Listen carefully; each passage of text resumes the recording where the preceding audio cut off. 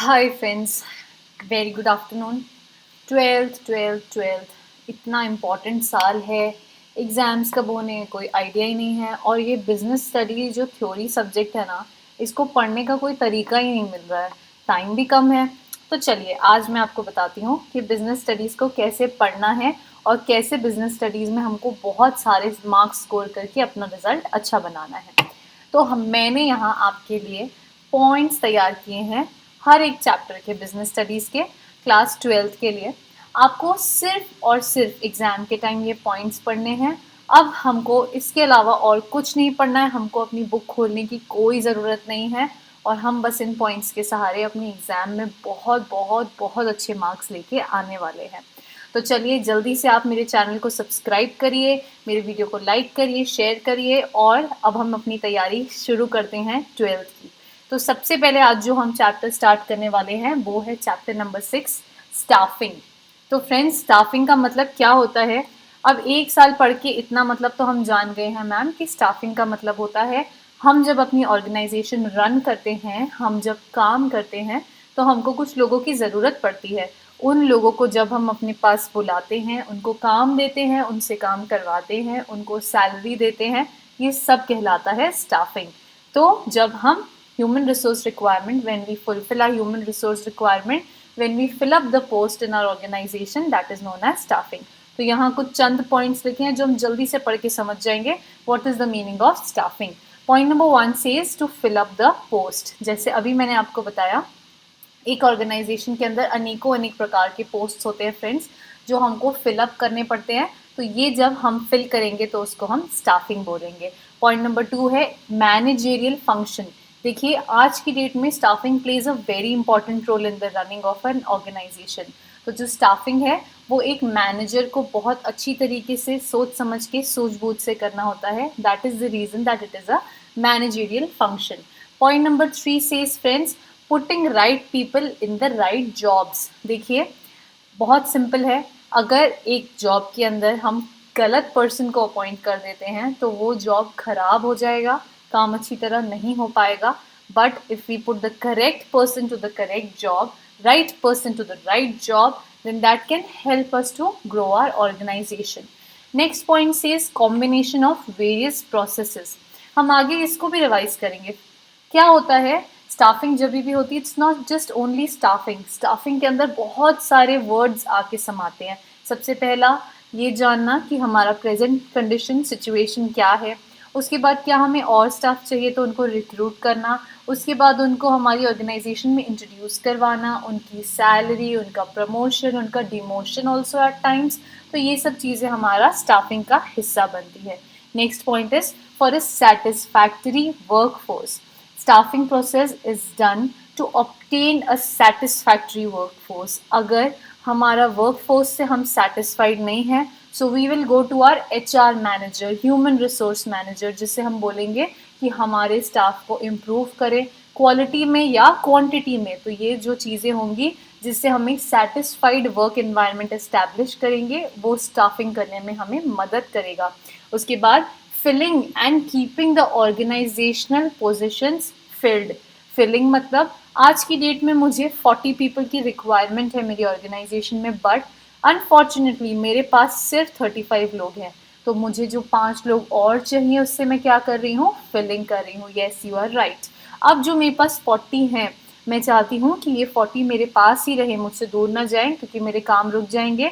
तो जब मैं इन 40 को अपने पास रखने की स्ट्रैटेजीज तैयार कर रही हूँ, तो उस तब मैं क्या कर रही हूँ? Keeping my organisational positions filled. And last is done by creating organisational structure. हमको बहुत अच्छे से पता है organisation is divided in 3 structure, top level, middle level, lower level.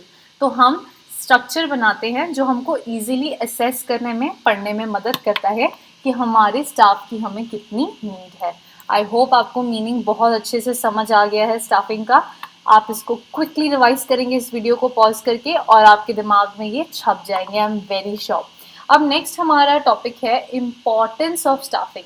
Ma'am इतना क्यों इम्पॉर्टेंट है स्टाफिंग कि हमको पूरा एक लेसन पढ़ना पड़ रहा है उसके ऊपर? तो देखिए इम्पॉर्टेंस हम अभी जानने की कोशिश करेंगे। Very easy, very simple. Point number 1, fulfil requirements of human resources. आज हमारी ऑर्गेनाइजेशन में 40 लोगों की ज़रूरत है, लेकिन मेरे पास सिर्फ 35 है।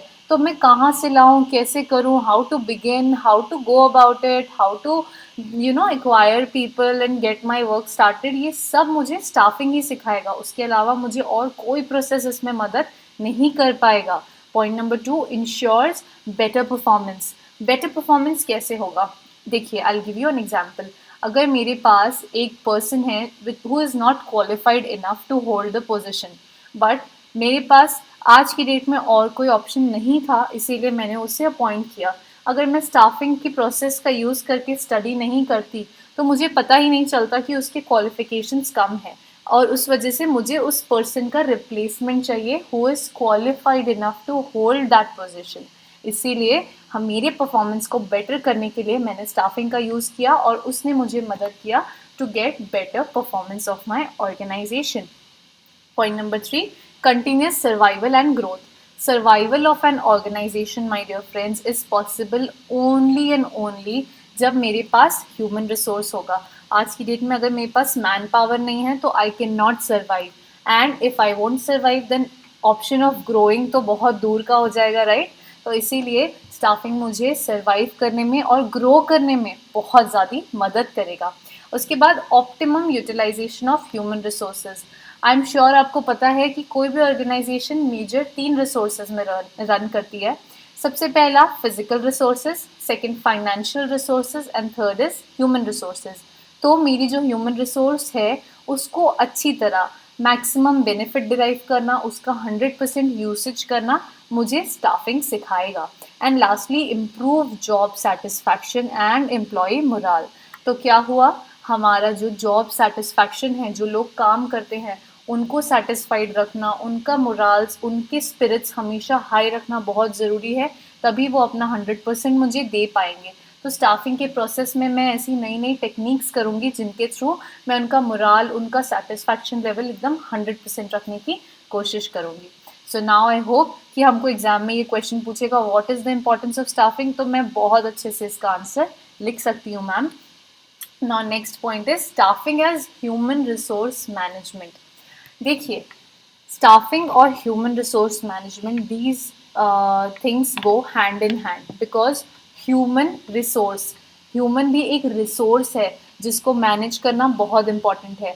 तो कैसे staffing और human resource management go hand in hand? Point number 1, performed by all the managers. एक ऑर्गेनाइजेशन आज चाहे 40 लोगों को वर्क करवाती हो अपने अंडर, चाहे 400 लोगों को वर्क करवाती हो, उस ऑर्गेनाइजेशन के मैनेजर को अपने स्टाफ को रिटेन करके रखना, उनको सेटिस्फाइड रखना, उनसे मैक्सिमम वर्क लेना, सब आना चाहिए। इसीलिए स्टाफिंग का प्रोसेस जो है वो हर मैनेजर अपनी फील्ड में परफॉर्म करता है। Point number 2, special and specialised function, separate and specialised function, sorry. आपने देखा होगा कि जितनी बड़ी ऑर्गेनाइजेशन होती है उनका एचआर डिपार्टमेंट अलग से बनाया जाता है, उसमें अलग से एचआर मैनेजर अपॉइंट होता है, वो अपने स्टाफ की रिक्वायरमेंट्स टॉप लेवल से तक ले जाता है, टॉप लेवल को उनसे क्या ज़रूरतें हैं वो उनको कम्युनिकेट करता है। इसीलिए इसका एक सेपरेट डिपार्टमेंट आज की डेट में तैयार किया गया है। Point number 3 is influences the success of an organisation. अगर फॉर एग्जाम्पल आपका human resource is not working well, आपका ह्यूमन रिसोर्स के मन में खोट है because they are not satisfied with the maybe the salary that they are getting, तो वो लोग गलत तरीके इस्तेमाल करेंगे। तो क्या होगा, आपकी ऑर्गेनाइजेशन की सक्सेस के लिए आपको अपने स्टाफ को प्रॉपरली मैनेज करना, खुश करके रखना, उनको हैंड इन हैंड लेके चलना is very important. And last point is separate department in large organisation. I told you earlier also कि स्टाफिंग का जो डिपार्टमेंट है वो एक सेपरेट डिपार्टमेंट है, ह्यूमन रिसोर्स मैनेजर है, ह्यूमन रिसोर्स डिपार्टमेंट्स है, उसके अंदर भी कई लोग एम्प्लॉयड होते हैं, वर्क करते हैं, जो ये मेक श्योर करते हैं कि हमारी ऑर्गेनाइजेशन का जो स्टाफ है they are very well satisfied with the job and that they're giving their 100% to the said job. Now next is very important and very interesting topic, process of staffing. तो अब हम जानते हैं कि लोग कैसे ऑर्गेनाइजेशन में आते हैं, हम क्या ऐसा करते हैं जो हम स्टाफ अपॉइंट करते हैं, उसके बाद ऑल द थिंग्स जो हमको पढ़ने में और बहुत प्रैक्टिकल है ये, जो हमको रियल लाइफ से हमको रिलेट करने में हेल्प करेगी। तो यहाँ पर हम एक एग्जाम्पल लेंगे एक ऑर्गेनाइजेशन का साथ साथ हैंड इन हैंड। तो सबसे पहला है estimating the man power requirement. अब क्या है, सबसे पहले जब भी आप किसी को अपॉइंट कर लेंगे ऐसे ही तो नहीं कर लेंगे, आप क्या करेंगे, ऑर्गेनाइजेशन को स्टडी करेंगे कि क्या मेरी ऑर्गेनाइजेशन में मुझे कितने लोगों की ज़रूरत है, मेरे ऑर्गेनाइजेशन के अंदर कितने टाइप के जॉब्स हैं और उन पर्टिकुलर जॉब्स में कितने लोगों की रिक्वायरमेंट है जो उसको परफॉर्म करेगा। तो सबसे पहला यही बोलता है appointing person with specific skill sets. Specific is very important here friends. क्यों? क्योंकि आपको जिस टाइप के वर्क के लिए पर्सन चाहिए ना, उस टाइप का आपको स्किल के बारे में पहले स्टडी करनी होती है। तो आप क्या करेंगे, for example maybe you will need an accountant for your organisation. तो पहले आपको देखना पड़ेगा कि क्या उस पर्सन के पास वो रिक्वायर्ड स्किल्स हैं जो मुझे अपने काम के लिए ज़रूरी है। Next is how many and what type needed, कि आपको अकाउंटेंट्स अपनी ऑर्गेनाइजेशन में कितने चाहिए। हो सकता है आपकी ऑर्गेनाइजेशन छोटी है तो एक अकाउंटेंट से भी काम चल जाए, लेकिन अगर बड़ी है तो मे बी 2, 3, 4, 5। तो हमें कितना चाहिए और कैसा चाहिए ये हम इस स्टेप में स्टडी करते हैं। And lastly include the workload and workforce analysis.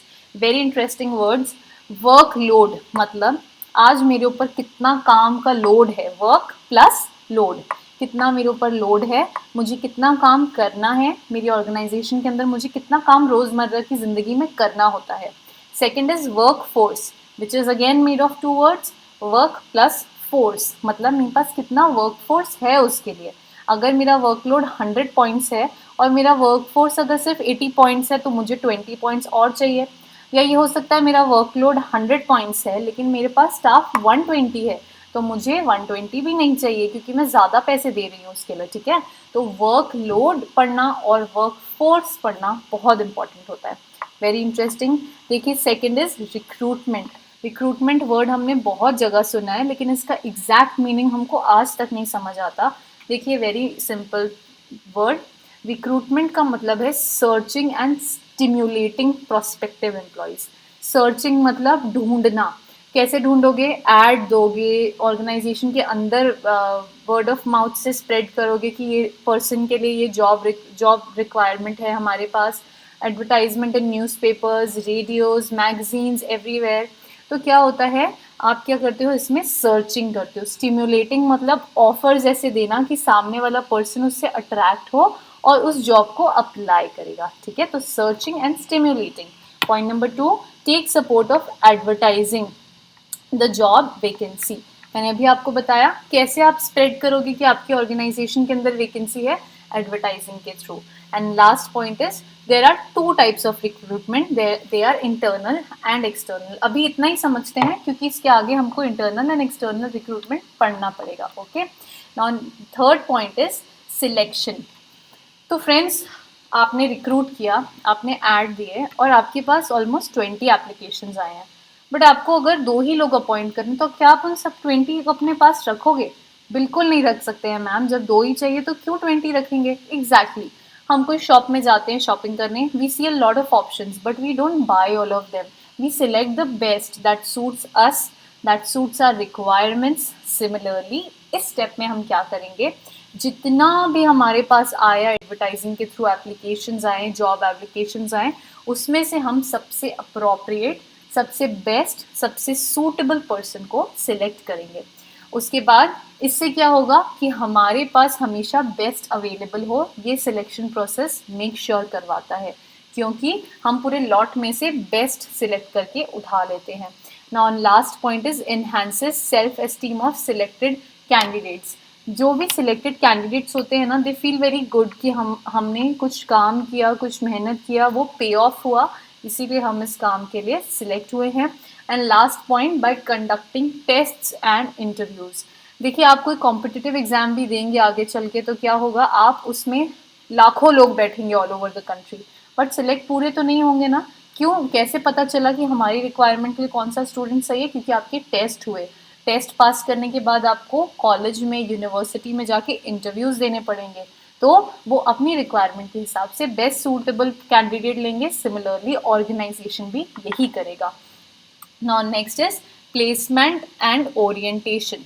बहुत इंटरेस्टिंग है। कोई भी न्यू कॉलेज में जाते हो तो आजकल बहुत सारा इंट्रोडक्टरी पार्टीज़ होती हैं और कोई न्यू ऑर्गेनाइजेशन में जाते हो तो भी सुना होगा कि एक दूसरे से इंट्रोड्यूस करवाते हैं, इनफॉर्मल मीटिंग्स होती हैं, फॉर्मल मीटिंग्स होती है। तो सिमिलरली यही होता है प्लेसमेंट एंड ओरिएंटेशन में। सबसे पहले तो आपको कंपनी के बारे में एक आइडिया दिया जाता है कि what is our company all about, what is our motive, what is our long term goal and all that. और साथ ही साथ आपके कॉलीग्स जो हैं, आपके साथ काम करने वाले जो हैं, उनसे आपका इंट्रोडक्शन भी कराया जाएगा। उसके बाद introducing the selected candidates to other employees. जो कैंडिडेट्स हमने सिलेक्ट कर लिए हैं उनसे हम ऑलरेडी हमारी ऑर्गेनाइजेशन के अंदर काम कर रहे एम्प्लॉयज़ का इंट्रोडक्शन करवाएंगे कि हेलो हाउ आर यू, ये सब होगा उसमें। ये पर्सन है जो यहाँ काम करता है, ये पर्सन है जो इस डिपार्टमेंट में काम करता है and all that. Third is process of familiarising. इससे क्या होता है, एक बॉन्ड क्रिएट होता है, एक जो बात करने के लिए एक हिचक होती है वो दूर होती है और आपस में एक फ्रेंडली एनवायरनमेंट एस्टैब्लिश होता है। And point number 4 last, occupation of the post. And finally उसको उसकी पोस्ट दे दी जाती है, वो अपनी पोस्ट को ऑक्यूपाई करता है और अपना काम फिर स्टार्ट करता है। Next is training and development. देखिए, कहीं भी अगर ट्रेनिंग नहीं होगी, कहीं भी अगर डेवलपमेंट नहीं होगा, स्टैटिक रहेगा तो ग्रो नहीं कर पाएगा, तो प्रोग्रेस नहीं कर पाएगा। इसीलिए हमको हमारे ह्यूमन रिसोर्स को ट्रेन करवाना, डेवलप करवाना, अप टू डेट रखना बहुत ज़रूरी है। आज के वर्ल्ड में कोई भी जो पीछे छूट जाता है ना, वो नहीं प्रोग्रेस कर पाता है। तो क्या करेंगे इस प्रोसेस में, इन हाउस और आउटसोर्स ट्रेनिंग। मतलब हम अपनी कंपनी के ऑर्गेनाइजेशन के अंदर ही ऐसे अलग अलग प्रोग्राम्स करेंगे। जैसे अगर कोई न्यू टेक्नोलॉजी आती है तो उसके बारे में ट्रेनिंग देते हैं लोगों को। फॉर एग्जांपल, अगर कोई न्यू मशीन आई है मैन्युफैक्चरिंग के लिए, तो अपनी ऑर्गेनाइजेशन के अंदर जो वर्कर्स काम कर रहे होते हैं उनको ट्रेनिंग दी जाती है। एंड आउटसोर्स का एग्जाम्पल वेरी नाइस एग्जाम्पल होता है कि कई बार होता है कि बाहर से मोटिवेशनल स्पीकर्स को बुलाया जाता है कंपनी में, और या तो कोई पर्सन जो अपनी फील्ड में बहुत एक्सपर्ट है उसको बुलाया जाता है। तो this is outsource training. And उसके बाद मोटिवेटिंग द एम्प्लॉयज़। अभी मैंने आपको बताया मोटिवेशनल स्पीकर्स होते हैं। Similarly manager, they also perform the work of motivating the employees. This we will study in our chapter directing in detail. And next is attract and retain employees. अगर new training programmes होंगे, उनको अलग अलग programme के through up to date किया जाएगा, तो वो उससे अट्रैक्ट होते हैं और अपनी ऑर्गेनाइजेशन के अंदर टिके रहते हैं। नहीं तो बहुत मोनोटोनस, स्टैटिक हो जाता है, जिसकी वजह से किसी को भी लगता है यार यहाँ तो बहुत बोरिंग है, कुछ नई चीज़ है ही नहीं, तो चलो यहाँ से बाहर चले। तो अगर एम्प्लॉय को रिटेन करके रखना है तो नई नई चीज़ें एंटरटेनमेंट के लिए, ट्रेनिंग, डेवलपमेंट के लिए बहुत ज़रूरी है। Next is performance appraisal. देखिए, आज की डेट में जो भी एम्प्लॉय काम करता है, अगर उसकी परफॉर्मेंस को सराहना नहीं दी जाए, उसको एक रिकग्निशन नहीं दिया जाए, तो कोई भी आपके पास काम करने का इच्छुक नहीं होगा। तो सबसे पहले हम क्या करते हैं, इवैल्यूएशन ऑफ जॉब करते हैं। मतलब कि पढ़ते हैं, सीखते हैं, समझते हैं कि उसने जो काम किया है, क्या वो अच्छा काम किया है, बुरा काम किया है। जैसे हमारे स्कूल में रिपोर्ट कार्ड्स बनते हैं, सिमिलरली रिपोर्ट कार्ड में हमारा परफॉर्मेंस ही इवैल्यूएट किया जाता है, वैसे आप अपने एम्प्लॉयज़ का भी परफॉर्मेंस को इवैल्यूएट करेंगे। उसके बाद फॉर्मल एंड इनफॉर्मल अप्रिसिएशन। अलग अलग टाइप के अप्रिसिएशंस होते हैं। फॉर्मल मतलब ट्रॉफीज़ देना, गिफ्ट्स देना, प्राइजेस देना। इनफॉर्मल मतलब ऐसे ही पीठ थपथपा के बोल देना दैट वेरी गुड जॉब, अकेले में, अलग से, ग्रुप में, फ्रेंड्स में ऐसे बोलना, ये इनफॉर्मल होता है। And next is evaluated with set standards. Set standards, आपके लिए सेट स्टैंडर्ड होता है 100 आउट ऑफ 100 मार्क्स। अब उनमें से इवैल्यूएट किया जाता है कि आपका कितना लेवल है, 60, 70, 80, 90, 100। तो यही होता है, सेट स्टैंडर्ड बनाए जाते हैं और उसके अकॉर्डिंग आपके परफॉर्मेंस को पढ़ा जाता है, इवैल्यूएट किया जाता है। Point number 7 is promotion and career planning. कोई भी ऑर्गेनाइजेशन के अंदर कोई भी काम करेगा, सालों साल उसी सैलरी में रहेगा, पोस्ट सालों साल वही रहेगा, तो अपनी जॉब से सेटिस्फाइड नहीं होगा। तो क्या करते हैं इसमें, इसमें ये किया जाता है, address the issues of employees. मतलब आपके एम्प्लॉय को आज की डेट में अगर कोई इशू है, कोई तकलीफ है, कोई प्रॉब्लम है, उसको पढ़ेंगे, उसको स्टडी करेंगे और उसके अगेंस्ट उसको क्या हम सोल्यूशन दे सकते हैं वो बताएंगे। Encourage the employees an integral part of the career. इसमें हम इसको एनकरेज करते हैं एम्प्लॉय को कि आप और अच्छा काम करिए, अच्छा काम करेंगे, बेटर सैलरी, प्रमोशन सब मिलेगा। इसकी वजह से क्या होता है, अच्छा वर्क एनवायरनमेंट तैयार होता है, अच्छा सेटिस्फाइड एम्प्लॉय होता है जो आपकी ऑर्गेनाइजेशन के ही एंड में बेटरमेंट करने के लिए हेल्प करता है। उसके बाद नेक्स्ट पॉइंट इज कॉम्पनसेशन।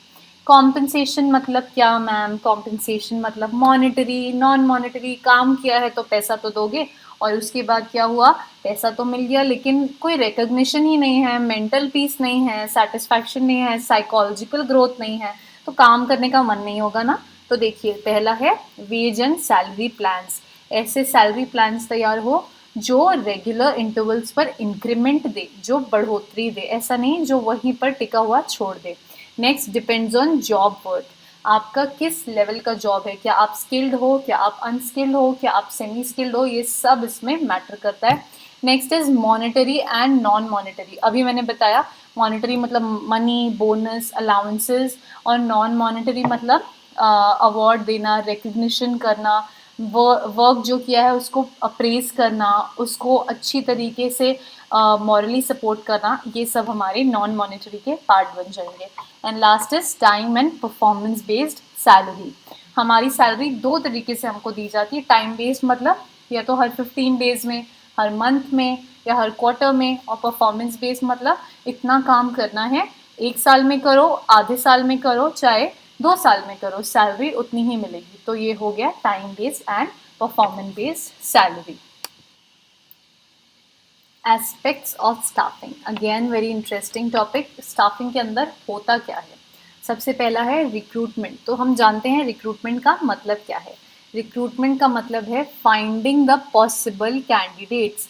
एक जॉब के लिए कितने टाइप के कैंडिडेट्स हो सकते हैं, उन सबको ढूंढने की जो कोशिश होती है, जो उसका प्रयास होता है, उसको हम रिक्रूटमेंट बोलते हैं। Point number 2, searching and stimulating. अब भी हमने 2 मिनट पहले पढ़ा। सर्चिंग मतलब ढूंढना, स्टिम्युलेटिंग मतलब उनको अट्रैक्ट करना कि वो हमारे जॉब के लिए अप्लाई करें। And next point is most common part of recruitment is advertising. सबसे ज़्यादा कॉमन क्या फॉर्म होता है रिक्रूटमेंट का? एडवर्टाइजिंग। हम मार्केट में एडवर्टाइज करेंगे जॉब रिक्वायरमेंट के लिए और हमको एप्लीकेशंस आते हैं। इसके अंदर सबसे पहला हम पढ़ेंगे सोर्सेज ऑफ रिक्रूटमेंट। मैंने आपको बोला था कि हम पढ़ेंगे सोर्सेज ऑफ रिक्रूटमेंट के बारे में।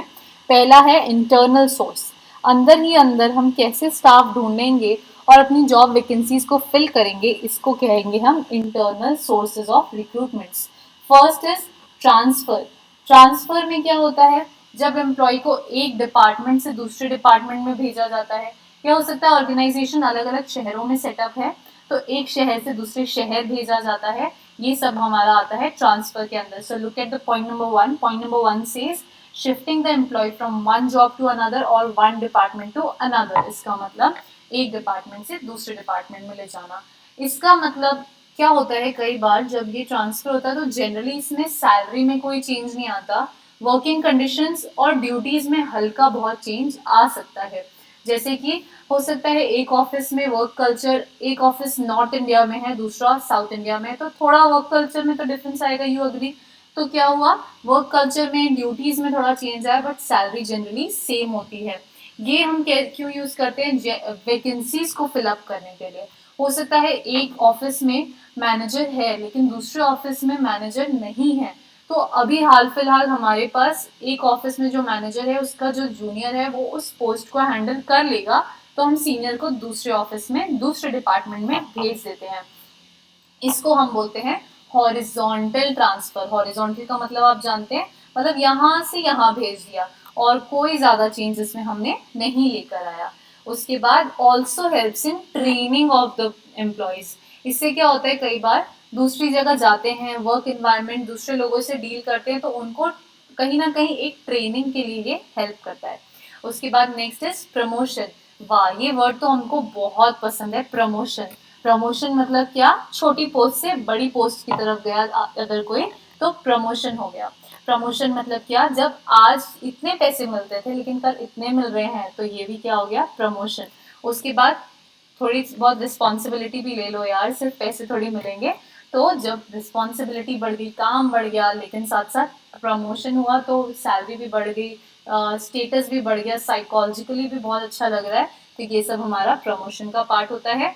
क्या हुआ इसमें? Vertical shifting. वर्टिकल मतलब नीचे से ऊपर, ऊपर से और ऊपर, इसको हम बोलेंगे प्रमोशन। नेक्स्ट है merits and demerits of internal sources of recruitments. Very easy and very interesting. थोड़ा देखना, थोड़ा खुद सोच के देखना कि क्यों ये मेरिट है और क्यों ये डीमेरिट है। पहला है employee motivation and chain of promotion. जब भी हम इंटरनली रिक्रूट करते हैं ना, तो एम्प्लॉयज मोटिवेटेड फील करते हैं, क्योंकि उनको ना एक जगह से दूसरी जगह जाने में भी अच्छा लगता है, वर्क एनवायरनमेंट थोड़ा सा डिफरेंट मिलता है, प्रमोशन होता है तो वो तो सबको ही पसंद आएगा। Commitment and loyalty two of employees. अब क्या होता है, जब आप अपने ही एम्प्लॉयज को मौका दोगे आगे बढ़ते रहने का, तो वो अपनी ऑर्गेनाइजेशन के लिए लॉयल होते जाते हैं और ज़्यादा अपनी ऑर्गेनाइजेशन को अच्छी तरीके से अपना लेते हैं। Next is simplified process of selection and placement. हमारे पास ऑलरेडी ये एम्प्लॉयज थे, हमको बस इनको एक जगह से दूसरी जगह लेके जाना पड़ा, तो this is much more simplified version of recruitment. Now next is transfer act as a tool of training. Transfer करेंगे तो ट्रेनिंग में भी मदद मिलेगी, क्योंकि एक डिपार्टमेंट से दूसरे डिपार्टमेंट जाना, प्रमोशन होना, ये सब ट्रेनिंग में बहुत मददगार साबित होता है। Shifts workforce from surplus to shortage. Right now I gave you the example of manager, मतलब जहाँ ज़्यादा स्टाफ है वहाँ से हम जहाँ कम स्टाफ है वहाँ की हमारी रिक्वायरमेंट को फुलफिल कर सकते हैं। And last is cheaper than external sources. सबसे इंपॉर्टेंट किसी भी ऑर्गेनाइजेशन के लिए इज मनी सेविंग। ये क्या करता है, आपको मनी सेव करने में हेल्प करता है और ये एक्सटर्नल सोर्सेज से चीप है। नाउ नेक्स्ट, मेरिट्स तो बहुत सारे हो गए, थोड़े बहुत डीमेरिट्स तो होते ही होंगे, क्योंकि किसी भी कॉइन के दो साइड होते हैं। तो डीमेरिट्स क्या है? सबसे पहला, scope of induction of fresh talent is reduced. नया टैलेंट, बाहर से नए लोग और ज़्यादा टैलेंटेड लोग जो अच्छी तरह काम कर सकते हैं, उनको इंट्रोड्यूस करने का स्कोप कम हो जाता है अगर अंदर ही अंदर रिक्रूटमेंट होगा तो। लेथार्जिक एम्प्लॉयज़, कई बार एम्प्लॉयज़ के अंदर ये नोटिस किया गया है कि वो लेजी हो जाते हैं। उनको लगता है ठीक है, आफ्टर 6 मंथ्स तो प्रमोशन होना ही है मैंडेटरी, या आफ्टर 6 मंथ्स तो ट्रांसफर होना ही है मैंडेटरी, तो वो लोग लेजी हो जाते हैं, ठीक है जैसे चल रहा है वैसे चलने दो। उसके बाद not suitable for a new enterprise. New enterprise क्यों नहीं कर सकती है? क्योंकि एम्प्लॉयज ऑलरेडी कम हैं, कोई अभी रिटेन नहीं हो पाया अच्छी तरह, तो उनको रोज अगर उनके वर्क चेंज कर दिए जाएंगे, they will get confused and they might leave the organisation. Next, hampers the spirit of competition. इसको हम पॉइंट नंबर 2 से कैसे रिलेट करेंगे? लेजी हो गए हैं, पता है काम तो हो रहा है, तो फिर कॉम्पिटिटिव नेचर स्पिरिट खत्म हो जाता है। And last, frequent transfers reduce productivity. Again similarly, आपको पता है आप काम भी अच्छे से नहीं करोगे, लेजी हो, कॉम्पिटिटिव स्पिरिट नहीं है, तो productivity is bound to decrease. अब जैसा कि हमने देखा कि इंटरनल सोर्सेज के कुछ थोड़े बहुत लिमिटेशंस हैं, तो ऑर्गेनाइजेशन ने सोचा कि क्यों ना एक्सटर्नली भी ट्राई किया जाए, क्या पता वहाँ हमको कोई प्रोस्पेक्टिव कैंडिडेट मिल जाए। तो देखिए एक्सटर्नली ऑर्गेनाइजेशन कैसे रिक्रूट करती है और कैसे लोगों को ढूंढती है। Point number 1 is direct recruitment. Direct में क्या करेंगे? नोटिस बोर्ड में नोटिस लगा देंगे ऑर्गेनाइजेशन की। उसके बाद स्किल लेबर्स के लिए ये चीज़ नहीं होती है, क्योंकि स्किल लेबर्स को अपॉइंट करने के लिए बहुत लेंदी प्रोसेस, इंटरव्यूज, क्वेश्चनेज एंड ये सब राउंड्स होते हैं, तो ये हम सेमी स्किल्ड या अनस्किल्ड लेबर के लिए करते हैं। नोटिस बोर्ड लग जाएगा तो क्या होगा, तो लोग आके रोज देखेंगे कि क्या यहाँ जॉब वैकेंसी है, और होती है तो अप्लाई कर लेते हैं। इनएक्सपेंसिव मेथड होता है। इनएक्सपेंसिव मतलब अपनी ही ऑर्गेनाइजेशन में नोटिस बोर्ड में एक नोटिस लगा दो, क्या पैसे खर्च होंगे, कुछ भी नहीं। तो ये क्या होता है? कैजुअल वैकेंसीज, मतलब आज पता है कि कोई पर्सन एक वीक के लिए नहीं आने वाला है, तो ये डेली बेसिस पर अपॉइंट करते हैं और कैजुअल वैकेंसीज को फिलअप करते हैं। Casual callers, next method is casual callers. इसमें क्या होता है कि डेटा बेस प्रिपेयर किया जाता है, जो लोग जॉब ढूंढते हैं उनका, जॉब सीकर्स का। तो एक डेटाबेस हमारे पास तैयार है, लिस्ट तैयार है, उसमें से हम पढ़ते हैं, देखते हैं और फिर कोशिश करते हैं उन लोगों को रिक्रूट करके अपने पास बुलाने की। इसको बोला जाता है कैजुअल कॉलर्स। ये क्या करता है? कॉस्ट ऑफ रिक्रूटमेंट या कॉस्ट ऑफ हायरिंग को रिड्यूस करने में हेल्प करता है। Next point is very important and very commonly used point is advertising. Advertising में क्या होगा? न्यूज़पेपर्स में दिया जाएगा, प्रोफेशनल जर्नल्स, मैगजीन्स, रेडियो, हर तरफ ऐड दिया जाती है। वो स्टिकर्स भी आप कई बार देखते होंगे ऑन द वे चिपकाए जाते हैं। ये सब चीज़ों से एडवर्टाइज की जाती है कि हमको स्टाफ की रिक्वायरमेंट है। जनरली एडवर्टाइजिंग थोड़ा एक्सपेंसिव मेथड होता है, तो क्या होता है कि ये स्किल लेबर्स के लिए यूज़ किया जाता है ताकि हम जो पर्सन को हायर कर रहे हैं वो सही पर्सन आए, because if skilled labours are correct only then hiring unskilled labours and getting the work done from them will be fruitful, otherwise not ना। इसके बाद क्या होता है, कई बार एडवर्टाइजिंग में बहुत ज़्यादा जॉब एप्लीकेशंस भी आ जाते हैं।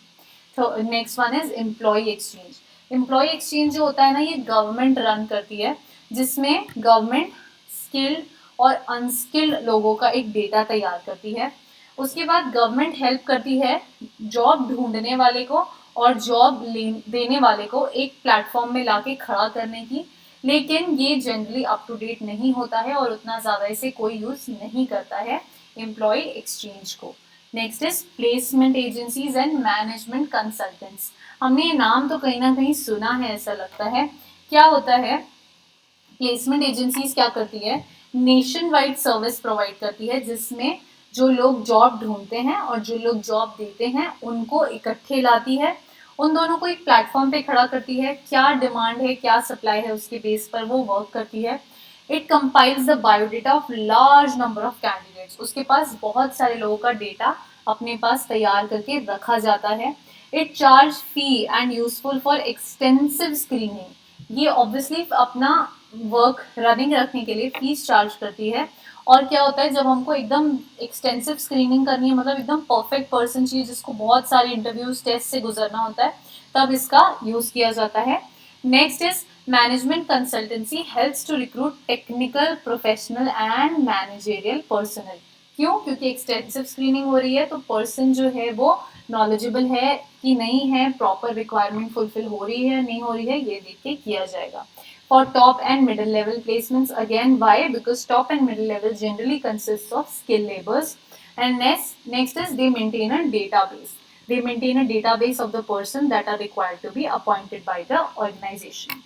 Next is campus recruitment. Campus recruitment जो हमारा आज से 3-4 साल बाद होने वाला है, जब हम कॉलेज में यूनिवर्सिटी में पढ़ेंगे, हमारी एग्जाम्स हो जाएंगी, उसके बाद बड़ी बड़ी कंपनीज आके हमको हायर करके इतने अट्रैक्टिव पैकेजेस देगी। यही है हमारा कैंपस रिक्रूटमेंट, जहाँ पर big organizations come to universities, institutions, colleges, etc. and they hire prospective candidates from there. And next is recommendations of employees. कई बार एम्प्लॉय अपने रिलेटिव को, फ्रेंड को या अपने किसी नोन पर्सन को रेकमेंड करते हैं for a job in an organisation. तो ऐसी सिचुएशन में हम अपने एम्प्लॉयज़ के रिकमेंडेशन के बेसिस पर जॉब के लिए लोगों को हायर करते हैं। After that is labour contractors. Labour contractors भी हमने देखा है, जब भी कंस्ट्रक्शन होता है या जब भी कोई गवर्नमेंट कंस्ट्रक्शन हो रहा होता है, जॉब हो रहा होता है, तब लेबर कॉन्ट्रैक्टर्स होते हैं जो अपने साथ कई लेबर्स को लेके आते हैं और काम करवाते हैं। इसका एक ड्रॉबैक ये है कि अगर कॉन्ट्रैक्टर के साथ बिगड़ जाती है, अगर कॉन्ट्रैक्टर चला जाता है तो उसके साथ साथ सारे एम्प्लॉयज़ भी छोड़ के चले जाते हैं। Next is advertising on television. कई बार टेलीविजन पर भी एड्स दी जाती है जॉब रिक्वायरमेंट्स की। जनरली ये कौन करता है, बहुत बड़ी कंपनीज जिनका मार्केट शेयर बहुत ज़्यादा है, बिकॉज टेलीविजन पर एडवर्टाइजिंग करना is a very expensive job. And next is web publishing. Web publishing again has become a very common method these days.